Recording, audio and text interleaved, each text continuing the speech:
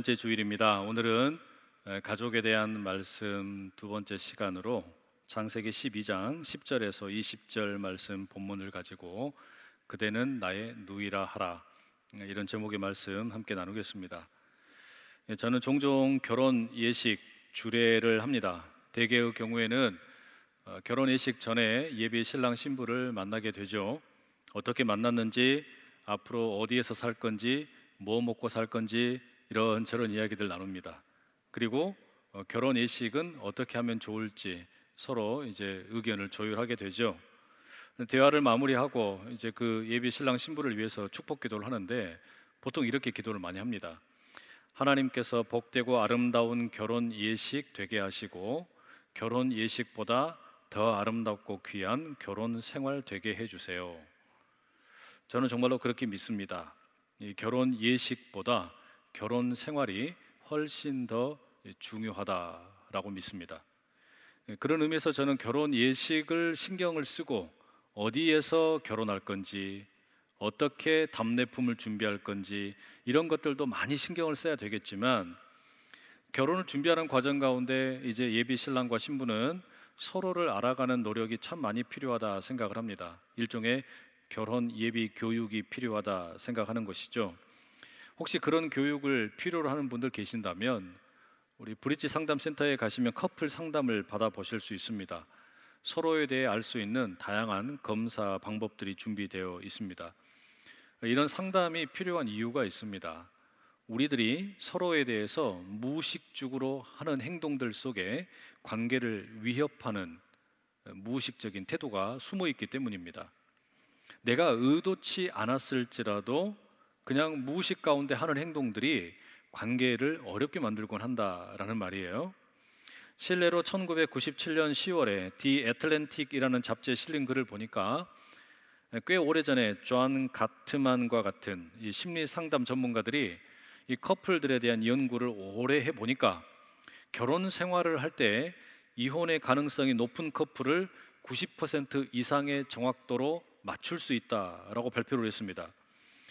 이 연구 내용을 보니까 커플들을 이렇게 만나서 행동을 관찰을 한답니다. 그러면 그 행동 가운데 4가지 부정적인 몸짓이 자주 나오면 그 커플은 관계가 위험하다, 이렇게 진단을 내리는 거예요. 그게 뭐냐면, 상대방이 이야기할 때 다른 사람이 눈을 굴리면서 주변을 두리번거리는 거, 또 다른 사람에 대해서 비판적으로 대하는 거, 또 너무 한편이 방어적인 태도를 취하는 거, 마지막으로는 상대방의 질문을 했는데 답을 하지 않고 전혀 협조하지 않는 거, 이런 일들이 행동 가운데 무의식적으로 나온다면 그건 상당히 위험하다, 이런 이야기를 하는 거예요.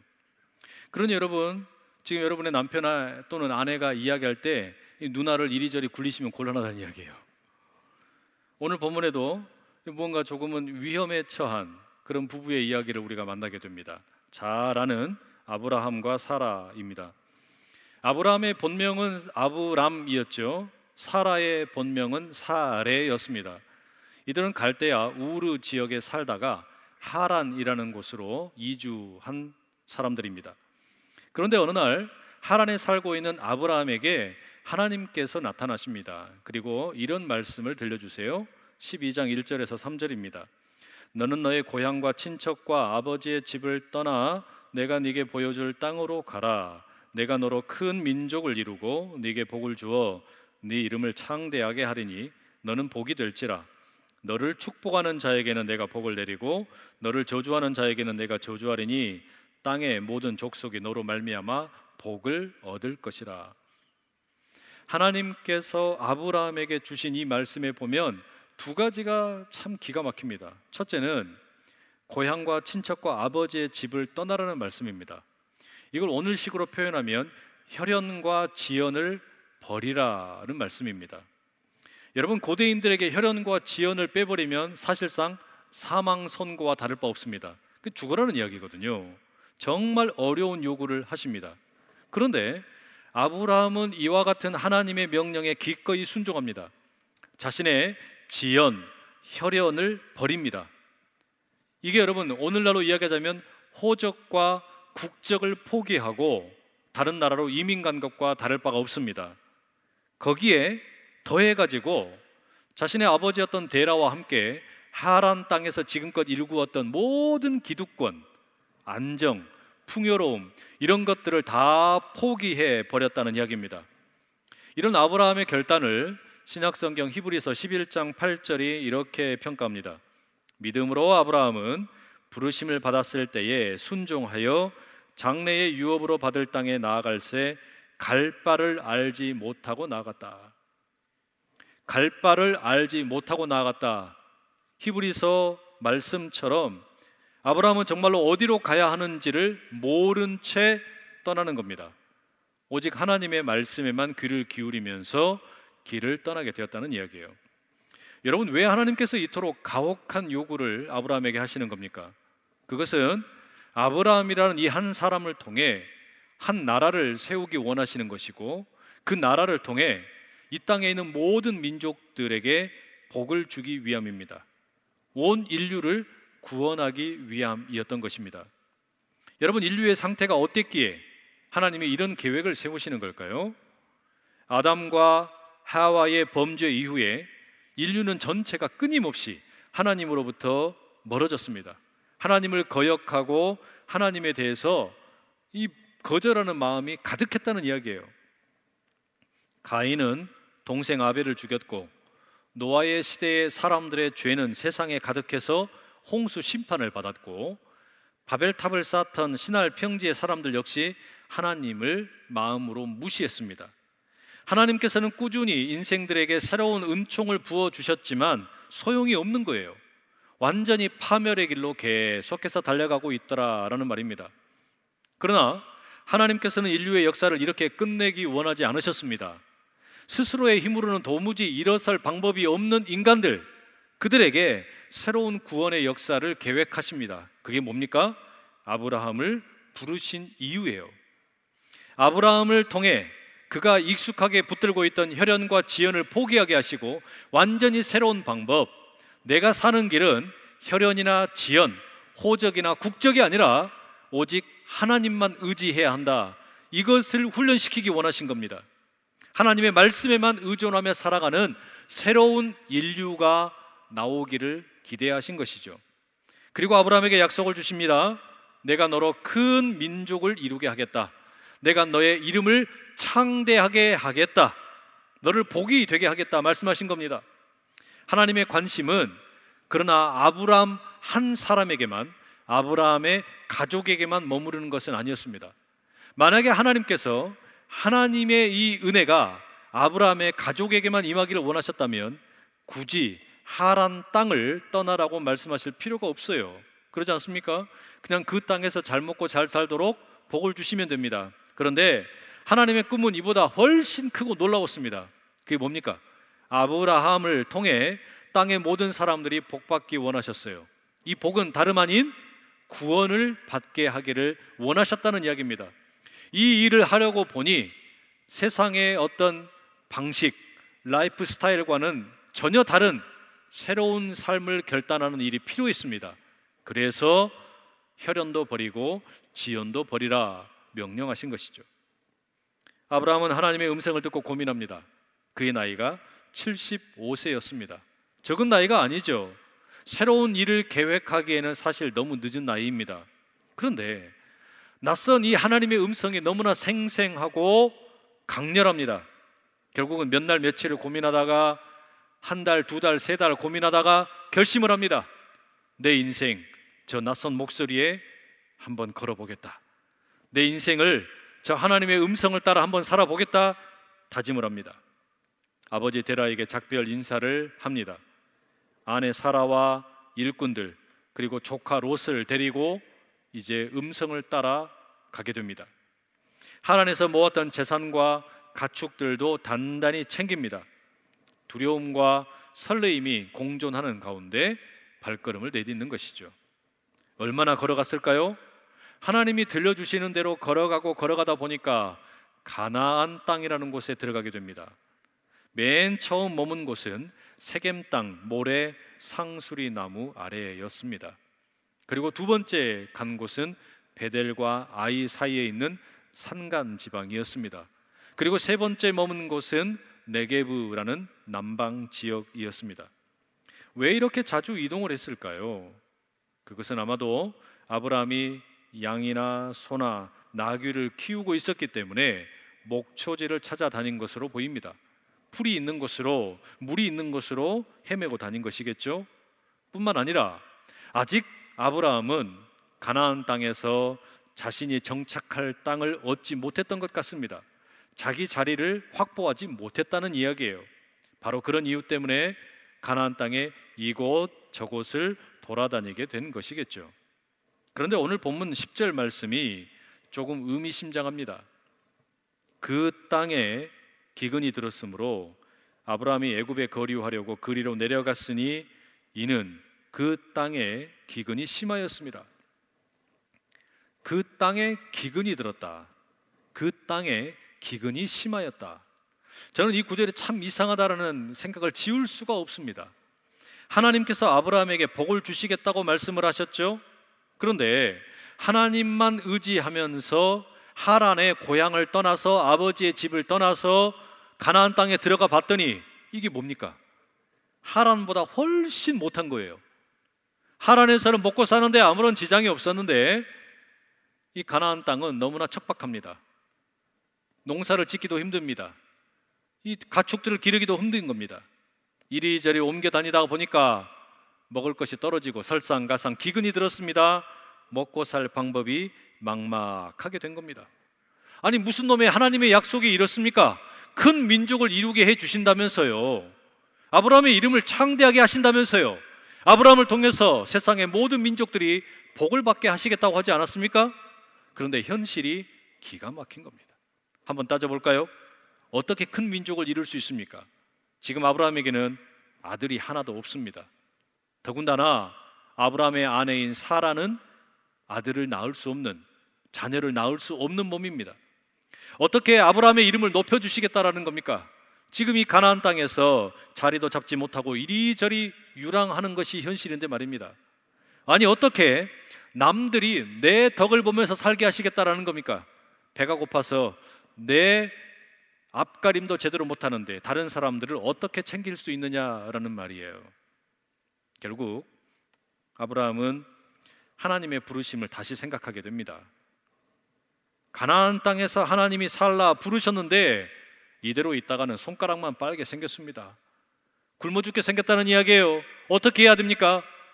이걸 어떻게 해야 좋을지 고민합니다. 그리고 어떻게 합니까? 하나님만 의존해서는 이거 안 되겠다. 이제는 결단을 내려야 되겠다. 어딘가로 떠나자. 하나님의 말씀과 상관없이, 하나님의 지시와 상관없이 움직이기로 결단을 합니다. 하란으로 다시 돌아갈까요? 고향 땅으로 다시 돌아갈까 고민을 합니다. 그런데 사나이 자존심이 허락하지 않습니다. 호기롭게 아버지 난 이제 갑니다. 그 혈연과 지연을 끊고 왔는데 다시 가려니까 창피해서 못 가겠는 거예요. 그럼 어디로 갈까? 소문을 듣자 하니 애굽 땅에는 먹을 것이 많다더라. 그 땅은 풍요롭다 하더라. 소문을 들어서 기왕에 떠난 거 한번 가보자. 애굽으로 내려갑니다. 여러분, 하나님의 음성에 순종한다는 것이 때로 이렇게 비참합니다. 하나님의 말씀대로 산다는 것이 때때로 이렇게 참 어렵습니다. 하나님의 말씀만 의존하며 산다는 것이 때로 이렇게 배고프게 만듭니다. 하나님과 동행하며 걸어간다라고 하는 것이 결코 무슨 낭만적인 왈츠를 추는 것 같지 않다라는 말이에요. 애굽에 거의 도착할 무렵 아브라함이 아내 사라에게 이야기합니다. 11절에서 13절의 말씀 세 번역으로 읽어드립니다. 여보, 나는 당신이 얼마나 아리따운 여인인가를 잘 알고 있어. 이집트 사람들이 당신을 보고서 당신이 나의 아내라는 것을 알면 나는 죽이고 당신은 살릴 것이요. 그러니까 당신은 나의 누이라고 하시오. 그렇게 하여야 내가 당신 덕분에 대접을 잘 받고 또 당신 덕분에 이 목숨도 부지할 수 있을 거요. 새번역 성경이 부드럽게 번역해 놨는데 쉽게 이야기하면 이게 무슨 말이냐면요, 내가 당신을 좀 팔아야겠소. 내가 당신을 좀 팔아서 목숨을 부지해야겠소. 뭐 이런 귀신 신나라 까먹는 소리예요. 이게 무슨 헛소리입니까? 이 기가 막힌 남편이죠. 자기가 살겠다고 지금 자기 마누라 팔겠다는 거예요. 자기 목숨 부지하겠다고 자기 마누라를 넘겨버리겠다는 겁니다. 이게 여러분, 우리가 믿음의 조상이라고 부르는 아브라함의 실체입니다. 아무튼 아브라함 일행이 이제 애굽에 도착하게 되었습니다. 그랬더니 정말로 염려했던 일이 일어나고 맙니다. 애굽에 절세 미녀가 나타났다라는 소문이 온 동네에 소문이 퍼졌습니다. 사람들이 너나 나나 할 것 없이 사라를 보려고 달라듭니다. 그리고 그 소문이 궁궐에도 전달이 됩니다. 바로의 신하들이 와서 확인을 해보니까 진짜 너무 이쁜 거예요. 완전 뿅 갔어요. 그래가지고 바로 앞에 가서 아양을 떱니다. 왕이시여 왕이시여, 큰일 났습니다. 기가 막히게 예쁜 여인이 나타났습니다. 왕이시여 꼭 보셔야 합니다. 그래, 한번 보자. 바로가 그 여인을 데리고 오죠. 너무 예쁜 거예요. 아, 내 아내로 삼아야 되겠다. 아브라함에게 말합니다. 그래, 네가 오빠라고. 그럼 내가 너에게 선물을 주겠다. 양떼도 주고 소떼도 주고 나귀와 남녀 종에다가 낙타까지 거하게 아브라함이 선물을 받게 됩니다. 참 기가 막힐 노릇입니다. 아브라함이 하나님의 말씀 붙들고 여기까지 왔는데 자기 목숨 살려고 마누라를 팔아먹고 있는 거예요. 물론 여러분, 아브라함의 이런 행동이 고대 사회에서는 어쩔 수 없는 면도 있겠지요. 절대 권력을 가진 왕 앞에서 당신은 내 아내를 취할 수 없어 외치면 그냥 죽는 거겠죠. 어쩔 수 없을 수도 있습니다. 또 당시 사회에서 여자라고 하는 존재는 남자의 소유물과 다를 바가 없었습니다. 남자가 원한다면 살 수도 있고 팔 수도 있는 그런 존재였어요. 우리가 지난 시간에 창세기 3장에서 살펴봤던 것처럼 하나님께서는 하와에게 심판의 말씀을 주셨죠. 남편이 아내를 지배하고 다스리게 될 것이다. 정말 그런 일들이 이 세상 가운데 가득 일어나고 있었던 겁니다. 그러니 자기 아내를 사고 파는 게 세상의 기준으로 보자면 조금 더 흠이 되지 않습니다. 세상의 기준으로 보자면 아무런 문제가 되지 않는 거예요. 그러나 여러분, 하나님께서 아브라함에게 주셨던 약속을 한번 떠올려 보십시오. 하나님께서 아브라함을 부르셨습니다. 그리고 주신 첫 번째 언약이 뭐냐? 내가 너로 커다란 민족을 이루게 하겠다. 하나님이 주신 첫 번째 약속이 그겁니다. 그런데 누구를 통해서 커다란 민족을 이룰 수 있습니까? 누구를 통해서 아브라함이 커다란 민족이 되는 겁니까? 이 사라라고 하는 그의 아내입니다.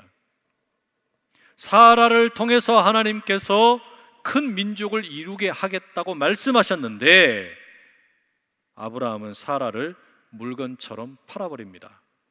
여러분, 이건 당대의 사회 관습으로는 문제가 없을지 몰라도 하나님의 말씀을 헌신짝처럼 여긴 행동입니다.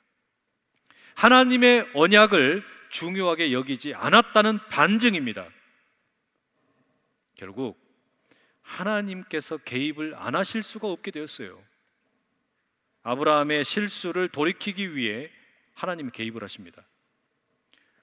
너무나 불행하게 남편 하나 믿고 고향 땅을 떠나서 가나안 땅까지 왔고 애굽까지 끌려가고 있는데 철저하게 삶이 망가져버린 사라를 위해서 하나님이 개입을 하십니다. 그리고 무엇보다 하나님의 약속을 성취하시기 위해서 하나님이 스스로 이 가정 가운데 개입을 하십니다. 하나님께서 바로를 찾아가십니다. 그리고 그 가정에 무서운 재앙을 내리십니다. 여러분, 가만히 생각을 해보세요. 이 본문에서 지금 제일 억울한 인간이 누굽니까? 바로예요. 바로가 무슨 죄가 있어요? 무슨 잘못을 했습니까? 자기는 그냥 아무 잘못 없이 자신의 아내로 사라를 취했을 뿐입니다. 그런데 아무것도 모르고 지금 하나님에게 얻어터지고 있는 겁니다. 너 혼나고 맞을래? 맞고 혼날래? 뭐 이러면서 하나님으로부터 지금 얻어터지는 거예요. 얼마나 억울했겠어요? 그런데 이 바로가 참 신실했던 것 같습니다. 하나님이 경고를 하시니까 바로 깨닫습니다. 그리고 아브라함을 부릅니다. 너 나한테 왜 이래? 당신 나한테 왜 이러는 거야? 저 여인이 너의 아내라고 왜 일찍 말하지 않았느냐? 저 여인이 너의 누이라고 나를 속여서 왜 내가 하나님으로부터 이렇게 혼쭐을 나게 만들었느냐? 그리고 바로가 마지막에 19절 후반부에 보면 이렇게 이야기합니다. 자, 네 아내가 여기 있다. 데리고 나가라. 네 아내가 여기 있다. 이것은 네 물건이 아니고 네 아내다. 여기 있는 이 여인은 너의 소유물이 아니라 하나님이 너에게 짝지어 주신 돕는 배필이다. 너의 아내다. 여러분, 이게 뭐처럼 들리세요? 바로의 이 꾸지람은 하나님의 꾸지람입니다. 하나님께서 지금 바로의 입술을 빌려서 아브라함을 꾸중하고 계시는 겁니다. 아브라함아, 이 여인은 너의 소중한 아내다.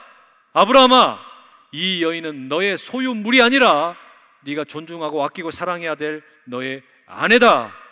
너는 이쉬 남편이고 이 여인은 너의 이쉬와 아내다. 여러분, 이렇게 보면 창세기 12장은 그 시작과 마지막에 참 묘한 메시지를 우리에게 줍니다. 하나님이 아브라함 부르십니다. 혈연과 지연을 버리고 하나님께서 보여줄 땅으로 가라고 하십니다. 큰 민족을 이루게 하시겠다고, 그의 이름을 창대하게 하시겠다고, 아브라함 한 사람을 통해서 세상 모든 사람이 복을 받겠다고 약속을 주십니다. 그런데 기근으로 인해서 배가 고파서 아브라함이 하나님의 부르심을 포기하려고 합니다. 애굽으로 내려갑니다. 여러분, 적어도 아브라함이 하나님의 음성을 듣고 가나안 땅에 들어갔을 때에는 그곳이 머무는 곳이 세겜 땅 모래 상수리 나무 아래이든지 베델이든지 예배를 드렸습니다.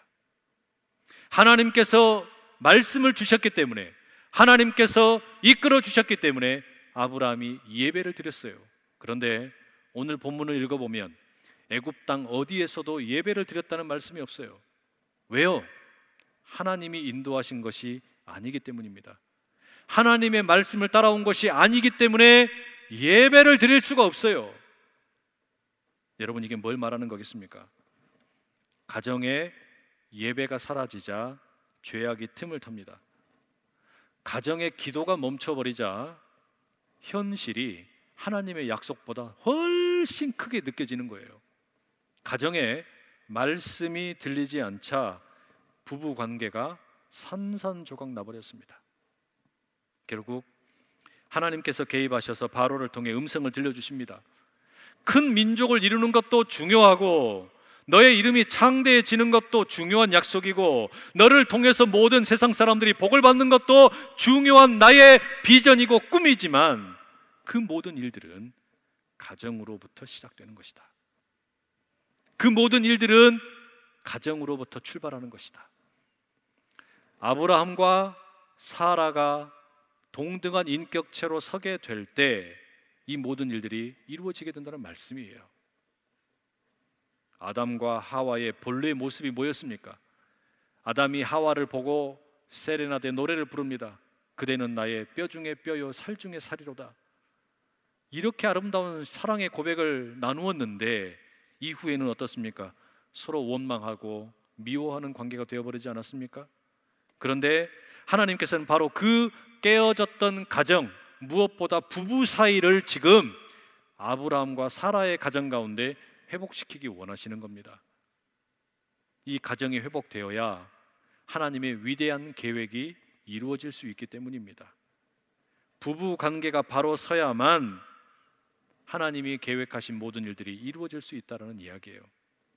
사랑하는 여러분, 지금 부부로 살아가고 계시는 분들, 또 결혼을 앞둔 청년 여러분, 먼저 사별을 하고 홀로 남은 남편, 아내, 혹은 재혼하신 분들, 이혼하신 분들, 어떤 경우이든지 간에 여러분, 우리가 이 믿음이 좀 있으면 좋겠습니다.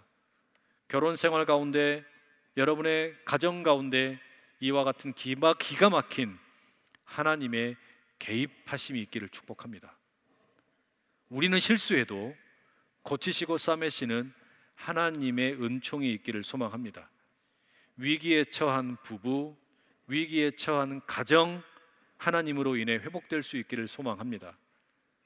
서로에 대해서 아무런 기대도 없고 바람도 없고 그냥 기계적으로 머물러 있는 가정이라는 공간이 아니라 사랑의 연대로 변화될 수 있기를 간절히 소망합니다.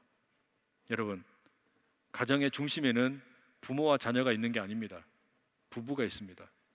부부가 먼저입니다. 부부가 있고 난 다음에 부모와 자녀의 관계가 성립된다라는 말입니다. 사실 부부에 대한 말씀이나 가정에 대한 말씀을 전하는 게 여간 부담스러운 일이 아닙니다. 제가 화요일 오전에 다른 교회 목사님들과 프로페자이라는 성경 공부 모임을 갖고 있습니다. 5월 한 달 동안 가정을 주제로 창세기 말씀을 함께 공부하는 것을 인도하는 중이에요. 근데 이 모임에 미국에서 이민 목회하시는 분들이 참여를 하고 계세요. 그 가운데 한 분이 모임 첫 시간에 이런 이야기를 들려드립니다. 목사님, 이민 목회 현장에서는 가정에 대한 설교는 금기사항입니다. 가정에 대해서 설교를 하게 되면 대단히 조심스럽습니다. 잘못하면 쫓겨납니다. 아마 이민교회 성도들의 가정 안에 많은 아픔이 있는 것 같습니다. 이혼한 부부, 재혼한 부부, 사별한 부부, 편부모와 자녀, 조부모와 손자녀 가정 등 여러 가지 아픔이 가정 안에 녹아 있는 것 같아요. 여러분, 근데 그것은 이민교회만의 문제가 아니겠죠. 한국 교회 또 한국 사회 역시 마찬가지입니다. 가정에 대해서 설교하는 것이 예전과 달리 참 어려운 일이 되어버렸습니다. 가정의 구성 자체가 워낙 다양하기 때문입니다. 이혼이나 별거 혹은 동거, 비혼 이런 모습으로 다양한 가정이 우리 주변에 존재하고 있습니다. 그러면 남편과 아내, 그 가운데 자녀들로 이루어진 가정만 정상적인 가정이라고 인식하는 것은 시대에 맞지 않는 편견입니다. 맞습니다. 저는 여러분들의 그런 가정만, 어떤 그런 모습만 건강한 가정이라고 말씀드리고 싶지 않습니다. 여러분들의 가족 구성이 어떠하든 모습 그대로 존중하고 싶습니다.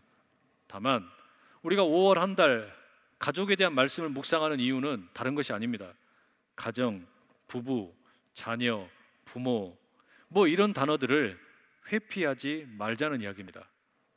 끄집어내기 싫은 깊은 상처일 수도 있고 외면하고 싶은 생채기일 수도 있습니다.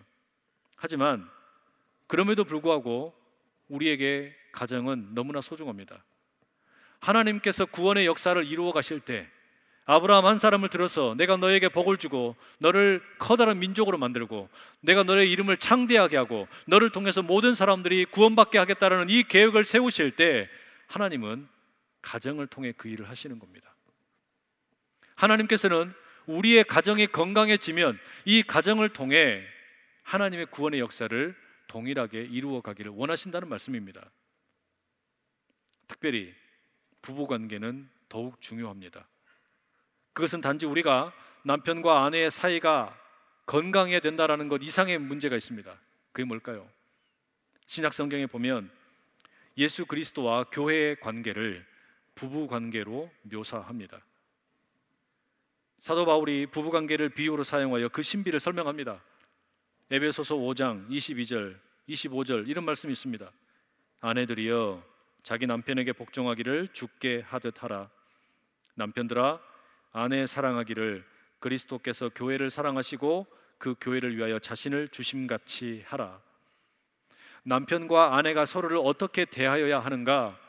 예수님이 교회를 위해 자기 목숨을 바쳤듯이 남편이 아내를 사랑하라고, 교회가 예수님에게 순종하듯이 아내가 남편을 사랑하라고 우리 주님이 말씀하시는 겁니다. 그런데 여러분, 우리가 예수님을 믿는다라는 거, 천국을 경험한다라는 거, 결국 그것은 그 깊이라고 하는 것은 내가 경험하는 가정의 경험에 제한될 수밖에 없습니다. 내가 경험하는 부부 관계가 지옥 같으면, 내가 경험하는 가족의 관계가 지옥 같으면 내가 생각하는 예수 그리스도, 내가 믿는 예수 그리스도의 은혜 역시 제한될 수밖에 없어요. 내가 경험하는 부부 관계가 아름다우면 아름다울수록, 내가 가꾸는 가정이 건강하면 건강할수록 우리의 주님과의 관계, 예수 그리스도와 교회의 관계는 더 풍성하고 아름답고 깊은 의미를 더하게 될 것입니다. 그래서 여러분, 우리는 예수님을 신랑이라고, 우리 스스로를 신부라고 부르지 않습니까? 이 관계 가운데 건강한 부부 생활을 하지 못했던 분이 어떻게 그 신비를 알 수 있겠냐는 이야기예요. 설령 그게 좀 부족했다 할지라도 우리가 마음에 다짐을 해야 됩니다. 주님, 내게 건강한 가정이 회복되게 해주시고 가정에 대한 소망이 건강해지게 하시고 그 가운데 주님에 대한 사랑, 주님이 주시는 믿음의 풍요로움이 경험되게 도와주십시오. 여러분, 이게 우리에게 꼭 필요한 기도 제목 아니겠습니까? 남편과 아내의 관계가 건강해지는 거, 가족의 구성원들의 관계가 건강해지는 거, 단지 우리 가족만을 위한 일이 아닙니다. 아브라함의 가족만을 건강하게 만들기 원한 것이 아니라 아브라함의 가족을 들어 사용하셔서 오고 가는 모든 세상의 인류를 구원하기 원하셨던 하나님의 마음, 그것은 오늘도 동일합니다. 우리 한 사람 한 사람의 가족만이 아니라 우리를 통해 예수 그리스도를 수많은 사람들이 알기 원하시는 주님의 뜻, 그 뜻이 온전히 이루어질 수 있기를 간절히 소망합니다. 여러분의 부부 가운데, 여러분의 가족 가운데 이 기가 막힌 은혜가 넘치시기를 간절히 축복합니다. 기도하겠습니다. 사랑하는 하나님, 우리들의 부부 관계가 건강하게 설 때에 하나님의 나라가 든든히 서게 되는 것을 믿습니다. 하오니 주님, 우리가 위기를 만날 때에 우리의 가정 가운데 우리의 부부 사이에 개입하여 주시옵소서. 그래야 우리의 부부관계가 더욱 든든히 서게 하여 주시고 우리의 가정이 더욱 단단해질 수 있도록 은혜 베풀어 주시옵소서. 예수님께서 교회를 위해 자기 몸을 내어주신 것처럼 남편이 아내를 사랑하게 하여 주시고 교회가 예수님에게 순종하듯이 아내가 남편을 사랑하게 하여 주시옵소서. 그와 같은 아름다운 부부관계 가운데, 그와 같은 건강한 가정의 모습 가운데 우리의 신앙의 깊이가 더해지게 하시고 우리의 가정을 통하여 하나님의 위대한 구원 계획이 이루어져 가게 도와 주시옵소서. 거룩하신 예수 그리스도의 이름으로 기도드립니다. 아멘.